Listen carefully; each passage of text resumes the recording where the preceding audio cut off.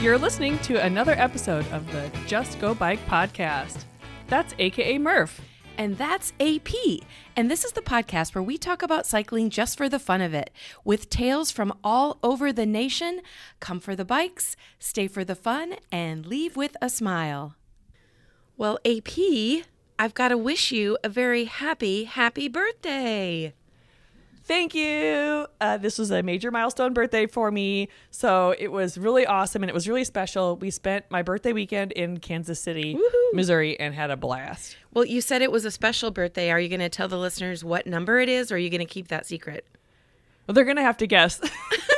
Or you could ask me in person and I'll probably just tell you. Okay. Yeah. Well, congratulations on making it this far in life and still kicking it and having fun. That's right. You know what? The secret is biking keeps you young. Oh, perfect. Well, then I should be last a long time. Yeah. Well, Well, hopefully somebody made you a cake or cupcakes or something birthday-ish. We just had a celebration here at the office and we had cake and we had little scotcheroos and everything.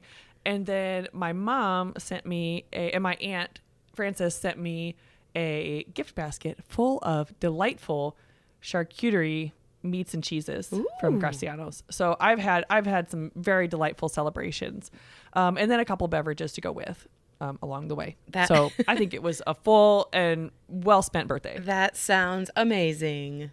Yeah, and in fact, since I have to be a little bit extra, I'm celebrating my whole month, so I'll be doing all sorts of birthday activities. And if anyone actually cares, you can ask me about it next time you see me. But yeah, so don't worry. This birthday is not going uncelebrated.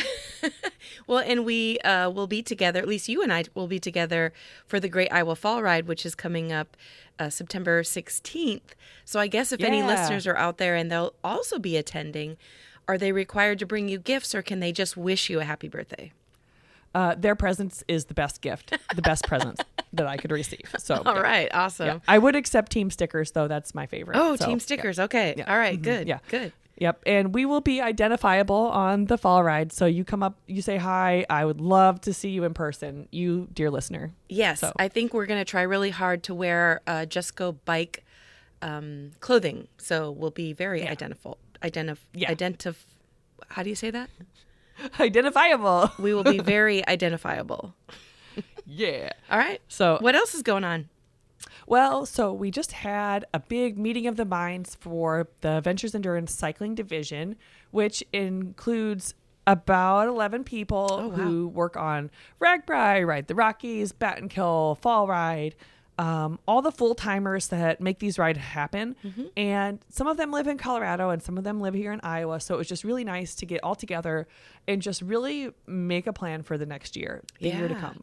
Yeah. Yeah. So, and there's so much to cover. I mean, I know, RAGBRAI only happens 7 days out of the entire year, but oh man, the amount of planning. So what kind of things go on in such a meeting? Well, first of all, it took several days. So this is the final day today, which doesn't really matter because you'll be listening at any time. But we talk about the marketing calendar. We talk about what went poorly, what went really well on the rides, how to adjust that, how to tweak it for next year. Just sort of taking the moment to really reflect on how the rides went, both for us as staff and for the riders, and thirdly for the communities. Yeah. So just to kind of, really put some thought into the planning of the next year's ride. So we're not just winging it. We're not just like shooting from the hip. We really want to be thoughtful about making sure that the riders have the best experience they can and the towns do as well. So do you think this is a good time that you can secretly announce the route for next year? Yeah. Vip told us that it's going to be from Omaha to Moline. No, I have no idea. I don't know if Matt knows either, to be fair. I know that they have been working on the route for both Ride the Rockies and RAGBRAI, but I don't think that they have landed on anything because, we do actually ask the towns if they'd be willing to participate. Sure. I think he knows where he would like it to be and Sabra knows where she would like it to be, but we got to get got to lock it in. Right. Lock in your votes like they used to say in America's Funniest Home Videos. Okay. All right. Good. Yeah. So it was really great. On a personal note, I apologize if I'm a little sniffly or if I'm coughing because that wildfire smoke is back in Des Moines. Oh. The air quality is so bad. And we're not even really supposed to be outside for very long, but the weather is beautiful. So that's really hard to do. Yeah. And I'm just a few hours away from you, and we have not experienced bad air quality, at least yet. Yeah. So I'm going to cross my fingers on that. And I'm heading to Ohio for the weekend. So hopefully the air is clear there.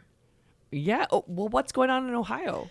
I'm heading to Cleveland to do the Bike to Cure event. It's a fundraising event, raising money towards fighting cancer. The nonprofit putting it on is called Velo Sano. I think it's Velo Sano, which stands for Swift Cure. So I'm looking forward to it. Well, yeah, that's awesome. Yeah, I think I hope that their name comes true and they raise a lot of money for cancer. That's such an awesome event to be involved with. So I can't wait to hear how that goes for you. This weekend, I am not working. I am going to a Chicago Cubs game with my brother and sister-in-law and my boyfriend. So yeah, so we're going to have a good time out in Chicago. I love going to Wrigley Field and seeing the sights of Chicago. So that's my next birthday celebration on the list. I told you I wasn't going to go into it too much more, but here we are. So well, should we talk about today's podcast? Yeah, let's get to business. Okay, so on the podcast today is Julia Rose to talk about a ride that's really full of fun, but also great history about things that have happened in Iowa, actually in the United States. So it's a ride coming up September 15th through the 17th. So if you're listening to this before the 15th and the 17th in 2023, it's coming right up. And it's called the Iowa Underground Railroad Ride. Wow. Yeah, that's so cool. And how long of a ride is it? It's just under 70 miles per day, so it's kind of an out and back. So one day you go out, I think it's actually 67 miles. It's a camping event. They carry your gear for you, and then they come back. So, and you and I have already talked about some of the places they'll go. So do you want to share that? Yeah, and it's such a heartbreaker that it's the same weekend as the fall ride, or I would know. totally be doing this ride because Totally. I've been not involved with the planning of it in any way, but I have known about the planning of it, and it just is so cool. I don't know if you know, listener, that the Underground Railroad did exist in Iowa. They had quite a bit of activity that took place in Fremont and Mills counties of Iowa, where fugitive slaves would travel from western Missouri up to the northern free states. And so southeastern Iowa also had a lot of fugitive slaves from the northeastern Missouri side, and kind of just making their way to the Mississippi River and up to Illinois. Yeah, and we have to remember at this point in history that there were no trains, there were no cars, so people were either on foot or maybe like a horse-drawn carriage or like hidden in a wagon behind an oxen. So it's just such a different thought process to think back that this was happening. Well, and I think about how a lot of times they'd be traveling at night so they wouldn't be seen, and it's just pitch black. And how could you actually traverse the terrain safely in that kind of an environment? It's just mind blowing. But I said I was going to talk about a couple of the locations, and I didn't. So there are 5 Underground Railroad stops in Iowa that have been preserved. And I'm not going to go through all of them. I encourage you to look them up. But the John Todd House in Tabor, we have visited on the pre-ride before. So it was really meaningful to stop there. And it was really just interesting and to learn about this really crazy piece of history that has existed in our state. I mean, obviously for the slaves, it was a life-changing and terrifying and probably thrilling journey. But as someone who owns a house where the slaves would stop, that's also something that could get you killed or ostracized at best if people find out that you're, harboring fellow human beings. So it's just really insane. And they have this house in Tabor has a little cellar, and it is truly a little cellar just hidden under the kitchen floor. And it's so scary to think about what people had to go through back in those days. Yeah. And Julia is going to provide us with a little bit more history about the Underground Railroad. But like you said, one of the stops on this ride is touring the Todd House in Tabor. And then the other place is touring the grounds of the Hitchcock House in Lewis. And I don't recall if we've been through Lewis on RAGBRAI. Doesn't sound familiar. No, I don't know if we've been there or not, but I definitely haven't toured the home, although I would love to. And it's just so interesting, and it's so important to remember that this happened here. I mean, within a couple different lifetimes. I mean, it wasn't that long ago, technically. So it's just intriguing. And I will, we talked about it in the interview, but just to be clear, the website to find out more information is called iowaundergroundrailroadride.com. And even if registration is closed, even if you're listening to this in a different year, which we should say thank you for tuning in years after we recorded it. Yeah. But the website still has really good information about the history and about Iowa and about the people. So it's a pretty cool site. Yeah. So let's get to it. I can't wait to hear more about the ride and about the Underground Railroad history and just hear a little bit more from Julia. All right, here we go.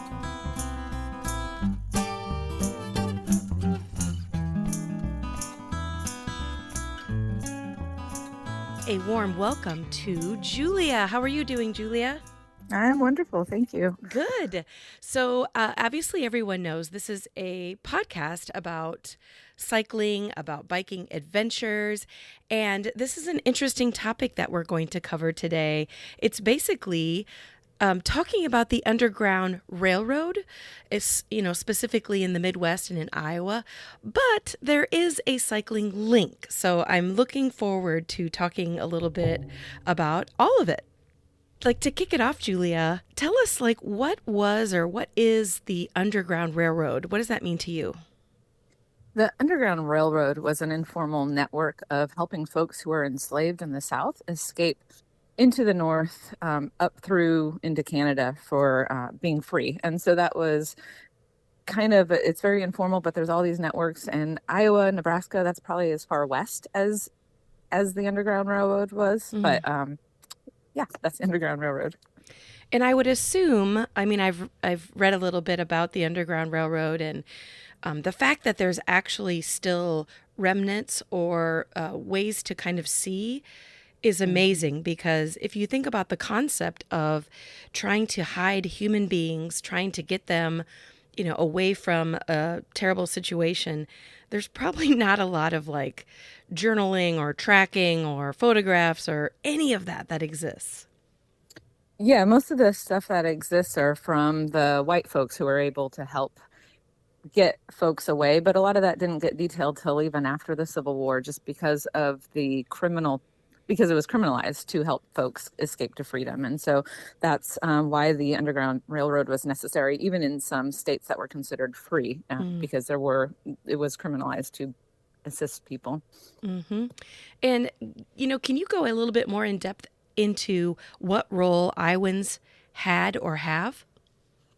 Yeah, there is a huge goal of helping not allow more states to enter into the states that were allowing slavery. And so a lot of folks were coming from the East Coast to establish homesteads here and to build and increase the vision of having more inclusivity and more freedom in the U.S. as we were expanding westward. And Iowa was, they had slavery in the state prior to it becoming a state, and had to make that decision of if it was going to be a free state when they were joining the Union.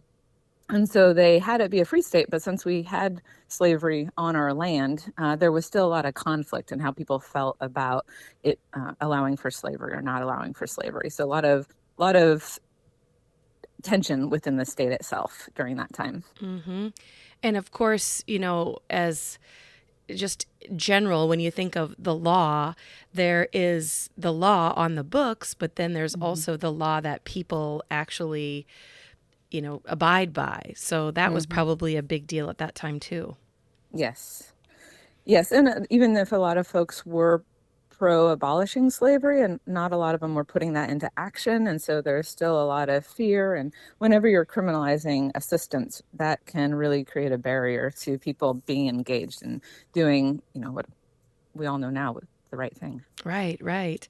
And so when you look at Iowa specifically, I already know the answer to this because you created a bike ride around it. Yes. But do homes or towns still exist that have Underground Railroad either history or remnants or things that people can go view? Yes, there's a bunch of different landmarks. The two that we're covering on the ride are from Tabor and Lewis, Iowa, in the southwest. But there's the Jordan House in West Des Moines. There's a lot of history in the Grinnell area. And there's even a former home in the Iowa City area where John Brown had stopped on one of his treks across, helping some enslaved folks toward freedom. And then it kind of throughout the south area of Iowa, there's a lot of different historical places and a lot of rich history, as because people would come up through different parts of Missouri and head on their way toward Canada. So you're aware of the Underground Railroad in Iowa, and you have spoken about some of the different places. So at what point did you gather with friends or gather with colleagues and say, we should have a bike ride to really showcase these places? So there's been a lot of history being replenished within Iowa over the last, I think it was around 2011 timeframe, where there's money going into restoring a lot of these historical sites. And the Iowa Starting Line had released over the last year a map that showed all the different routes. And as someone who's rode Ragbri before, I'm like, that looks like a Ragbri map. And so I thought, how could we not cycle this? And so that's how it kind of, the idea started. I talked to a few friends and they're like, yeah, if you plan it, I will help you. And then I was able to get in contact with Mark Wyatt from the Iowa Bicycle Coalition, and he got me in touch with Dana Chandler from Black Girls Do Bike, Des Moines chapter. And we were able to bring in some friends who are avid cyclists or have a lot of creative skills that were helpful in planning this event. And is the Dana you mentioned the same Dana that's in the Ragbri Shift documentary? Yes, it is. Aha. Yes. So you're going to That have is a Dana. celebrity amongst you this year. Yes, we do. Yep. Dana Chandler is our celebrity guest. Yes. Oh, that's great. How many times have you done this bike ride, or is this the inaugural year? This is the inaugural year. And have you had the chance to bike it yourself? We did a planning ride at the end of the last year, and we biked from Tabor to Lewis. And we were doing a bunch of different routes to check which would be the safest and talking with local law enforcement. And so we tried a couple other ways and settled on this route. So, yes. And obviously, you are looking for like-minded, or should I say bike-minded, other cyclists to join you this year. So do you want to give us like some specifics on the event, when it is? You briefly mentioned where the ride goes, but give us the scoop. Yeah, the ride is September 15th through September 17th, so just in a few weeks. And we really were intentional about giving people time and space to learn about the history. And so on Friday, folks will come out. They'll be able to tour Tabor, Iowa. They have the Todd House there, a lot of rich history and really passionate people in that town who are wanting to share their history. And so that'll be Friday evening, building community and camaraderie. Saturday morning, we'll leave for Lewis and Cold Springs areas where we're camping.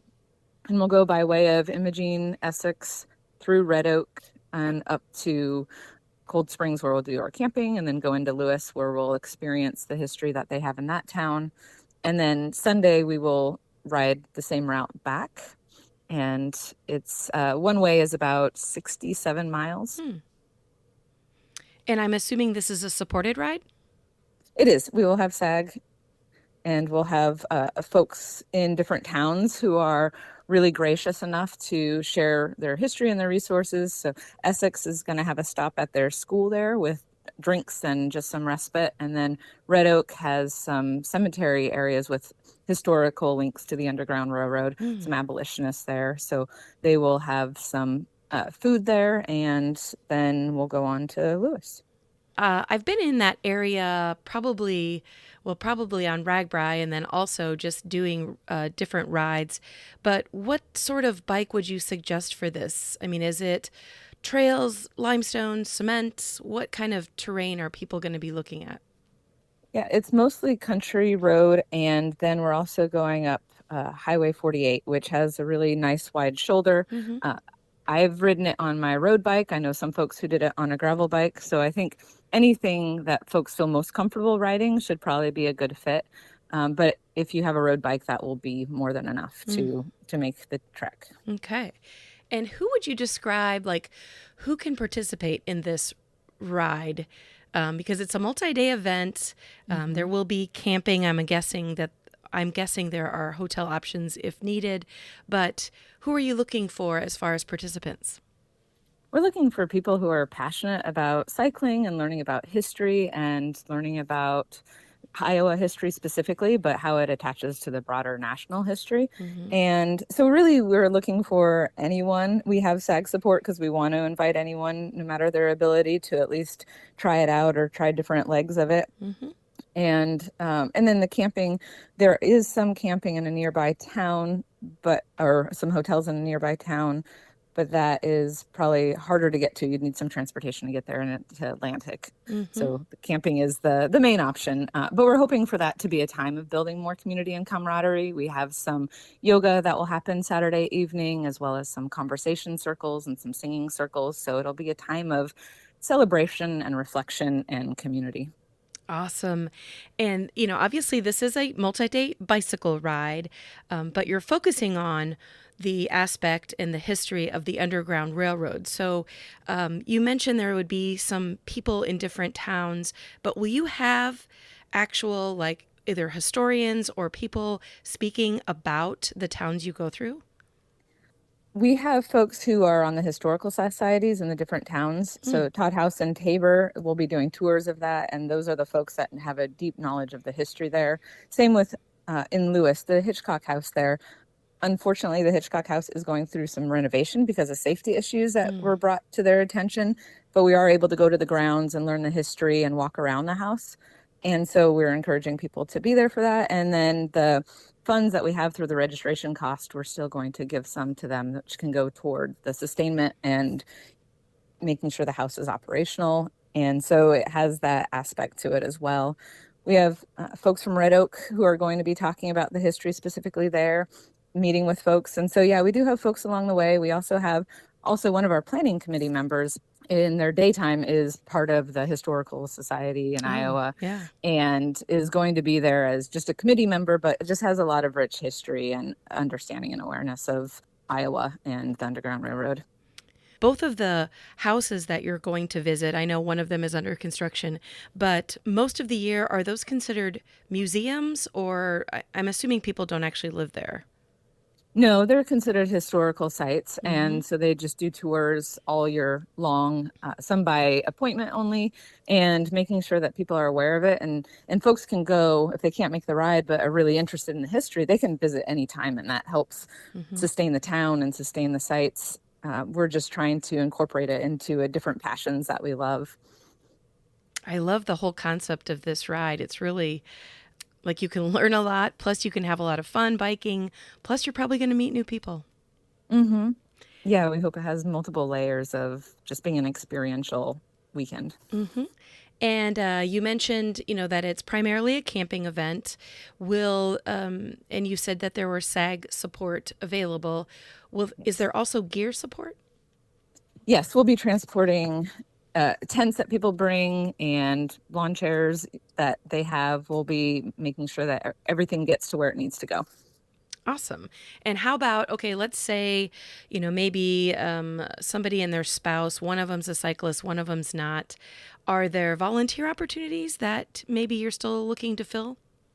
Yeah, there are several volunteer opportunities. And even if we don't have anything that's specifically alluring to anybody, they can always come as a support person and participate as well in the activities that are happening, because those things are open to the general public as well. And so we encourage anyone, no matter what their ability, interest, to come out. We have registration tables, we have stop sites where we need to give directions, lots of different opportunities to participate and help support this event. Right. And how many miles did you say it was each day? Around 60? Around 67. 67. Okay, so that's a nice bike ride. And tell us again the dates. It's September 15th to the 17th. Okay, so here in Iowa, it could be 90 degrees, it could be 50 degrees, or Yes. anything in between. So Yes. at We'll lea- be watching the weather closely. yeah, and at least we'll have, hopefully the leaves are starting to change, so it'll be a beautiful time to be biking in Iowa. And Yes. speaking of a beautiful time, is there any options for like merchandise, clothing, jerseys? We do have some jerseys that can be seen on our Facebook page, I believe. We've closed the order form for right now because it wouldn't get here in time for the ride, but we'll be opening that back up for anybody who's interested in after the ride to do another order. And speaking of like social media or website, if somebody's like at this point they're excited about learning more or they want to get registered, where can we send them? The Facebook page is the Iowa Underground Railroad Ride, and folks can go there and request to join. And then we also have our website, which is the Iowa Underground Railroad Ride.com.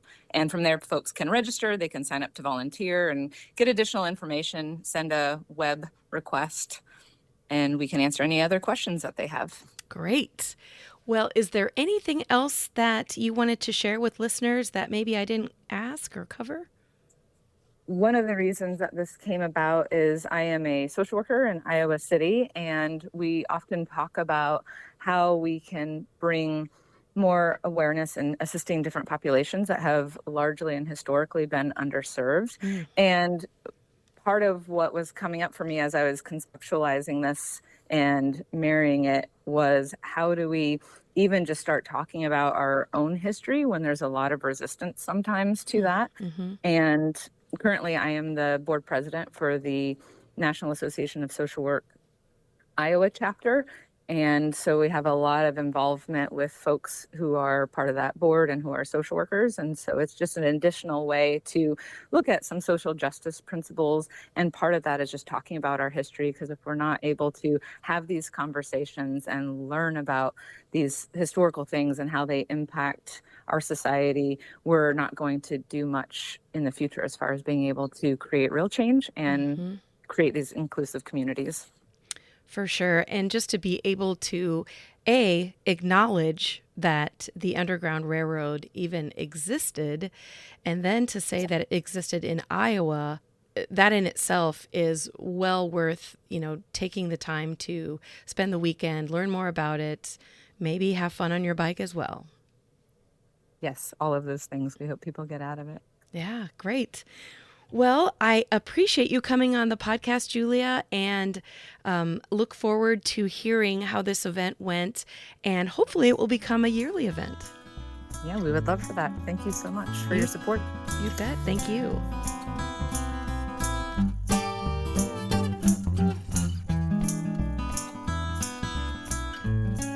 Well, listeners, that is it for this week. We both want to thank you for tuning in to listen to the Just Go Bike podcast. And if you'd like to contact us with a comment about the podcast, or maybe you have a topic in mind, you can reach us at justgobikepodcast@gmail.com, or you can also follow us on social media at Just Go Bike on Facebook, Twitter, and Instagram.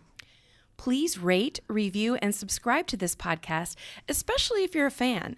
And if you have any extra time, pop on over to the Murphology podcast for more bike adventure interviews. All right, that's a wrap. We'll be back next week. Until then, just go bike!